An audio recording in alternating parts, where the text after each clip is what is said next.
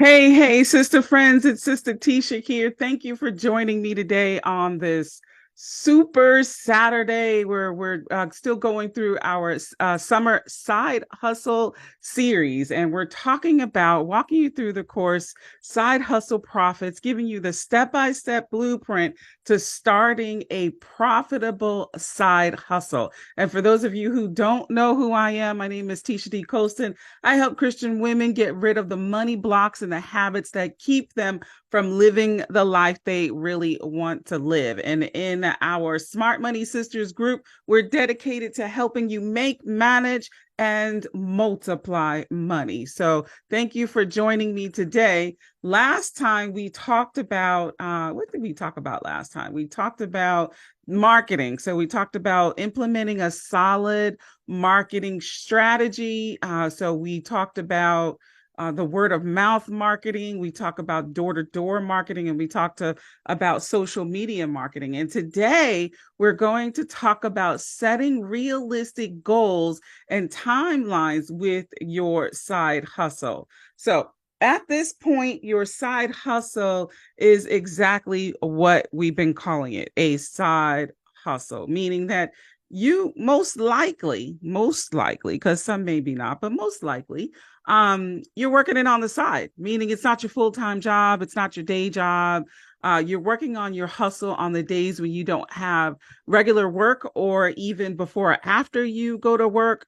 Your schedule will depend on you and how busy you are at the office. Some of you, your side hustle, it's your side hustle because you got the kids as your full-time employment. And so this is something that you're doing on the side. So this is ultimately the same thing, right? You're working on your hustle on the days when you don't have your regular work to do, or before or after your work, or the kids go to school or go to sleep or wake up in the morning there. So when you're just starting at your side hustle, you really got to be realistic with your goals. Yeah, sure. You may think your side hustle's got real potential, and I'm not here to doubt that. And you think you can make it grow to earn 10 times your salary, or make you $1 million overnight. You're gonna be the six-figure sister overnight. Okay. Yeah, no, no, you gotta work that thing, right? So, but do you think you have the time to devote to your business that way? Just think about it thoroughly. And you want to really think about it, or you're going to find yourself in a big disappointment there. So the pretty much the aim of it is that you can aim for these big lofty goals, you know, but you can also seek for straightforward purposes, or you can aim for the middle of the road purposes, not too hard, not too easy, but it's just right. So when you aim for like these big, audacious, ambitious goals, you end up stressing yourself out. Right. You end up stressing yourself to death. You take on more work than you can handle. You start missing the deadlines that you set. You have clients that complain about the quality of work that you do. And you don't really want to do that, right? Especially when you're servicing, which mostly everything is, you're servicing people.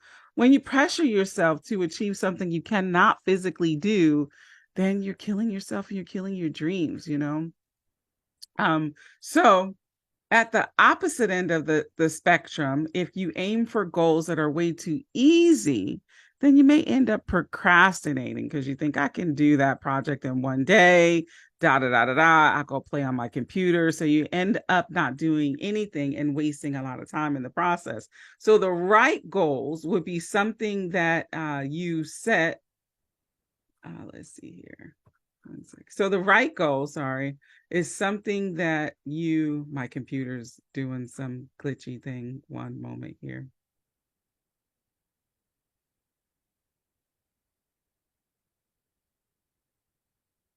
Okay, so the right goals is going to be something that is going to push you or challenge you to use your time wisely. You're not going to end up procrastinating, but at the same time, you're not going to drive yourself off the cliff either.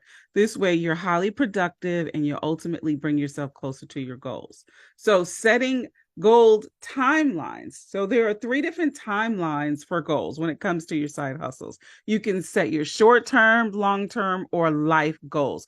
For short term goals, think of what you want to happen to your side hustle over maybe the next couple of weeks or months, right? Ask yourself, how much do you want to earn in the next month? How much and how do you plan on achieving that goal? So have a daily, weekly, and monthly to-do list or checklist that's going to be very beneficial as well to help you get those tasks done. It's going to help you to stay on track and make sure you stick to whatever it is that you plan. Now, for your long-term goals, you want to think of those as a way that your side hustle or where you want your side hustle to be within 1 to 5 years, let's say. That's a longer term goal. So, do you think you're going to still be working solo? How much do you think your business will have grown, or would you like it to have grown in 1 to 5 years? Okay. Do you think you're going to be still employed at your day job, which we're going to be talking about the right time to let that day job go? But for your life goals, this is the goal. Okay. What do you want to achieve with your side hustle at the end of the day, right? At the end of the day, where do you eventually see yourself years from now? Are you the CEO of your own company, the one you started from your side hustle? Or maybe your goal is to see your local enterprise become a global one. Whatever that life goal is, make sure that you have short term, long term goals that align with the life goals. Okay. Now, your goals, remember, they are not set in stone. So over time, you may realize that some of your goals may not be feasible. Like this doesn't work with that. So you have to adapt and adjust. So remember in business, I will tell you that adapt and adjust is your key words. Double A, adapt and adjust as is necessary. Okay. There's no need to fret, to be concerned if you don't achieve your goals as planned. Just reevaluate them and try to come up with something that is more achievable. Okay. So if you find that one of your goals was too difficult, too complicated, right, within the time frame that you chose, then perhaps you want to give yourself a new time frame, or maybe you just need to scrap that one altogether. So no one's going to tell you off. No one's going to do this is your business, right? If you need to change your goals, then change your goals. So you don't want to be so hard on yourself when it comes to goals. And subconsciously, sometimes we have a tendency to do that. So we don't want to do that. So enjoying the process and the journey is really important to the side hustle. You have a big goal, you want to achieve it someday. You're not going to be able to do that if you criticize yourself. If you criticize yourself every time you make a wrong move, man, you're going to stay in that place of criticism because trust me, you're going to make some wrong moves. And then when you stay in that place of criticism, you don't want to move forward. So, but if you take it and you have the mindset, I'm going to learn from my mistakes, I'm going to learn from the things that didn't work well, and I'm going to incorporate those things into my next move, that's going to be the only way that you grow as an entrepreneur, as a side hustler, or any kind of a business owner, even as a person, right? You got to stop being so hard on yourself. So just remember that you want to set realistic goals, you want to set realistic timelines so that you can stay encouraged, so that you can get things done, that they're not too challenging, but they're challenging enough that you don't procrastinate and things like that.